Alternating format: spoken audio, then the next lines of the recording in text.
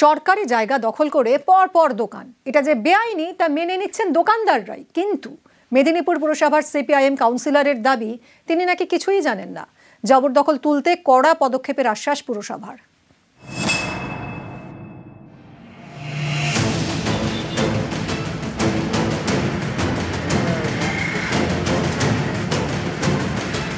সরকারের শীর্ষ স্তর থেকে বারবার সাবধান করে দেওয়া হয়েছে, স্পষ্ট করে বলা হয়েছে সরকারি জমি দখল বরদাস্ত করা হবে না। তারপরেও সরকারি জমি দখলের অভিযোগ। মেদিনীপুর শহরে দখল ফুটপাত থেকে সরকারি জায়গা, সেখানে তৈরি হয়েছে একের পর এক দোকান।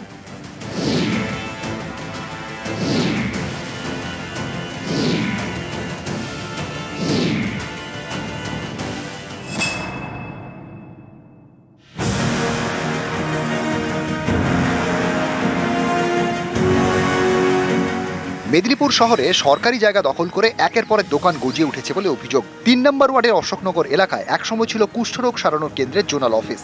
৪-৫ বছর আগে সেই অফিস মেদিনীপুর মেডিকেল কলেজ সংলগ্ন এলাকায় সরানো হয়। সেই থেকে সরকারি অফিস পরিত্যক্ত। অভিযোগ, একেই কাজে লাগিয়েছে কিছু ব্যবসায়ী। পরিত্যক্ত অফিসের সামনে সরকারি জমি দখল করে তৈরি করে ফেলেছেন একের পর এক দোকান। ওটা কেউ কিছু বলেনি, আমি ঘর করছিলাম। তারপরে এইখানকার যে লোক কষ্টমোড়া লোক, তারাই বলে শুধু যা কিছু করছে করে না।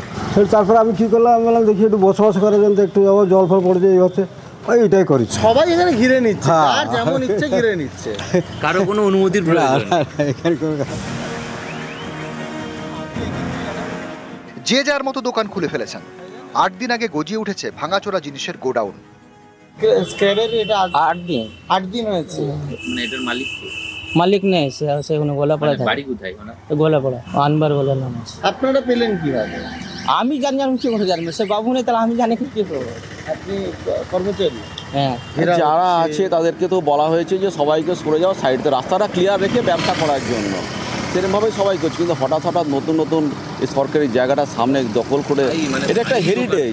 হ্যাঁ, এটা একটা হেরিটেজ, আমাদের ব্রিটিশ আমলের এই হসপিটালটা।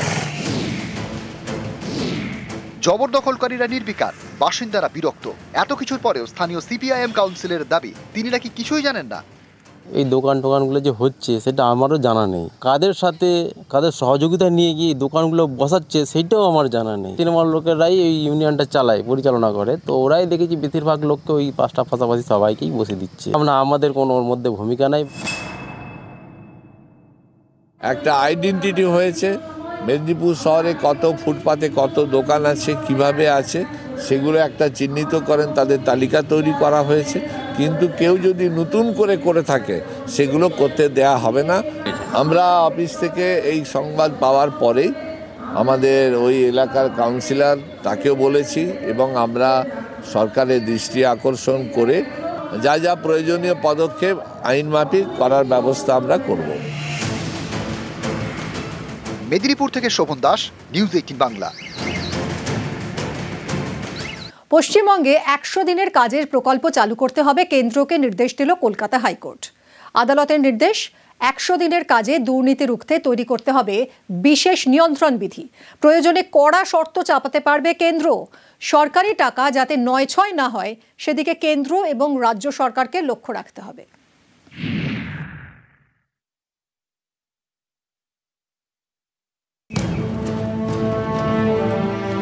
100 দিনের কাজ কেন্দ্রীয় সরকারের প্রকল্প, গরিবদের আয়ের বড় ভরসা।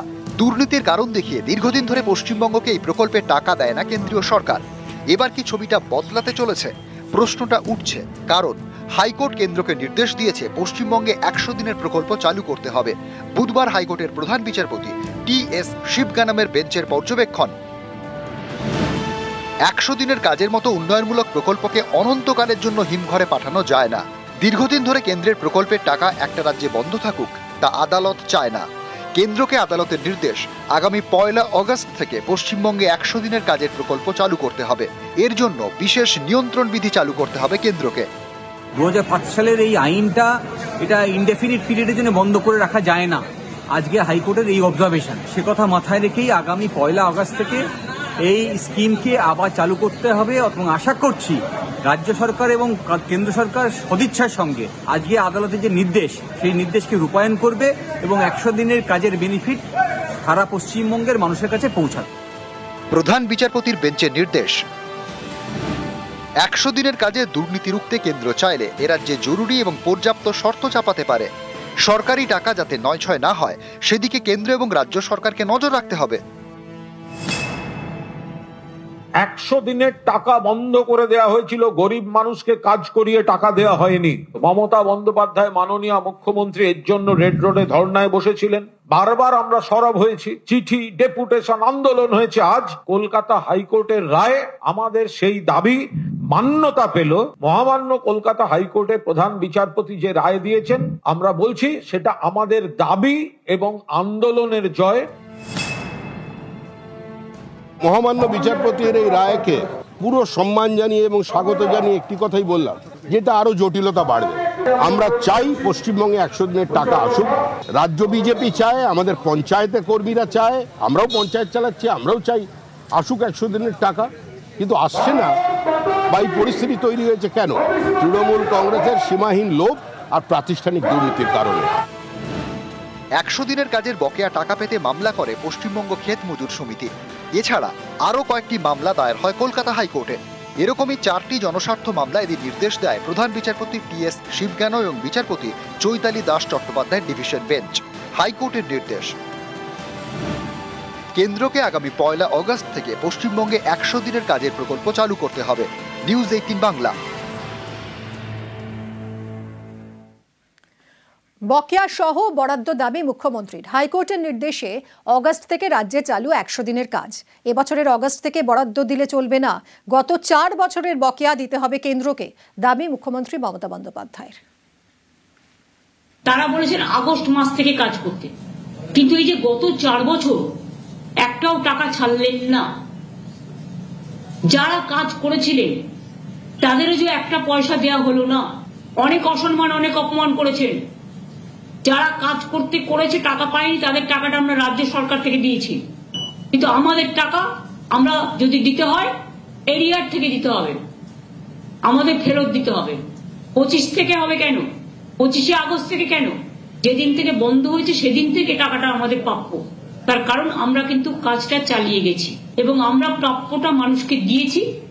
আর আমাদের টাকা ডাইভার্ট করে অন্য রাজ্যকে দেওয়া হয়েছে কেন? এটা ক্রিমিনাল অফেন্স না? 25শে আগস্ট থেকে দেবে কেন? ইলেকশন আসছে বলে লোক দেখানো? আর গত 4 বছর যারা না খেয়েছিল তাদের দিকে একবার তাকিয়েছেন? কাজ করিয়ে টাকা দেননি, লজ্জা করে না? আমরা কথা দিয়েছিলাম ওরা না দিলে আমরা দেব, তাই আমরা দিয়েছি। 2024-এর রায়ের পরেও নিয়োগে 17% ওবিসি সংরক্ষণ। কলকাতা পুরসভার কাছে ব্যাখ্যা চায় হাইকোর্ট। কলকাতার পুর কমিশনারকে ভার্চুয়ালি এজলাসে তলব করা হয়েছে। মিউনিসিপ্যাল সার্ভিস কমিশনের চেয়ারম্যানকেও তলব। পুরসভায় সাব অ্যাসিস্ট্যান্ট ইঞ্জিনিয়ার নিয়োগ, 78 শূন্য পদে নিয়োগে ওবিসি সংরক্ষণ 17%।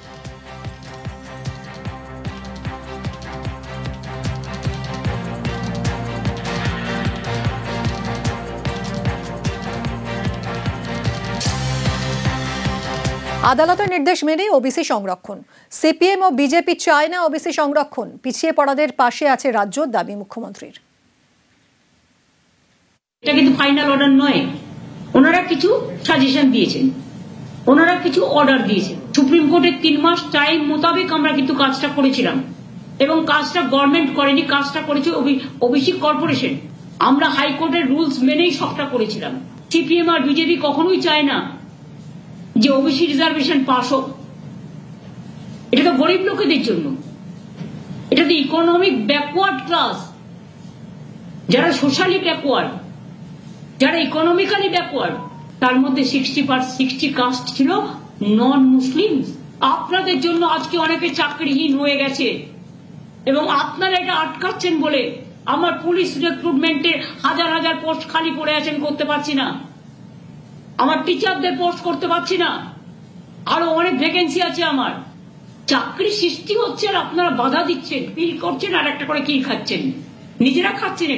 এটা কিন্তু আপনাদের উপর বর্তায়। ওবিসি সংরক্ষণ নিয়ে রাজ্যকে তোপ শুভেন্দু অধিকারীর। 17% হিন্দু ওবিসি ওনার বাইরে চলে গেছে, উনি অধিকার কাটতে গেছিলেন। প্রায় 2 কোটির কাছাকাছি মুসলমানকে যে টুপিটা পরাতে গেছিলেন, তোমাদেরকে একটা করে ললিপপ দিয়েছিলাম, ওবিসির সার্টিফিকেট।